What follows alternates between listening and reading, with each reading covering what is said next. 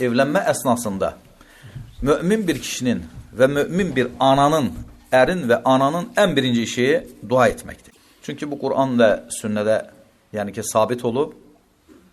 Əl-Furqan surəsi 74-cü ayədə Allah Subhanahu taala belə deməkdədir.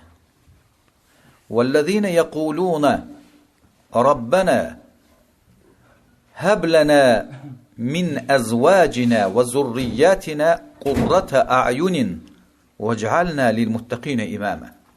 Allah Subhanahu taala Furqan surəsində Rahmənin qullarının sifətlərini sayarkən o kəslərdir ki, deyir onlar. Onlar deyərlər: Ey bizim Rabbimiz, bizə göz işığı, gözümüzə nur olacaq övladlar və zövcələr bizə bəxş elə və bizi muttəqilərə, səndən qorxanlara imam et. Sonra Əli İmran surəsində Zəkəriyyə aleyhissalam haqqında Allah Subhanahu taala belə deməkdədir. Əli İmran 38-ci ayədə. Hunalika da'a Zəkəriyyə rabbahu qala rabbi habli min ladunka zurriyeten tayyibeten inneke semi'ud dua. İnneke semi'ud dua. Və oradaca Zəkəriyyə Rabbinə dua etdi. Dedi ki, ey Rabbim, öz yanından mənə gözəl bir övlad bəxş elə. Gözəl bir övlad bəxş elə.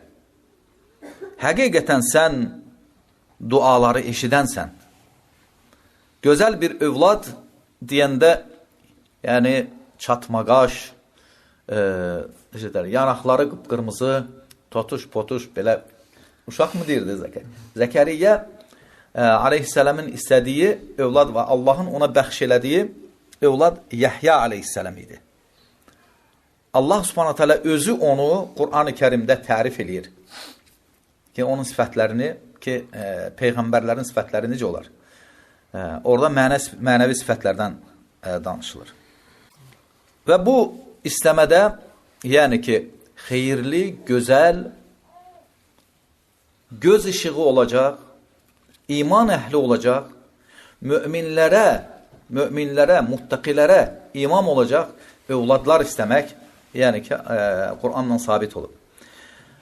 Və övlad istəyərkən qız övladı və yaxud da oğlan övladı istəmək, yəni ki, burada yəni ki, heç keçmir.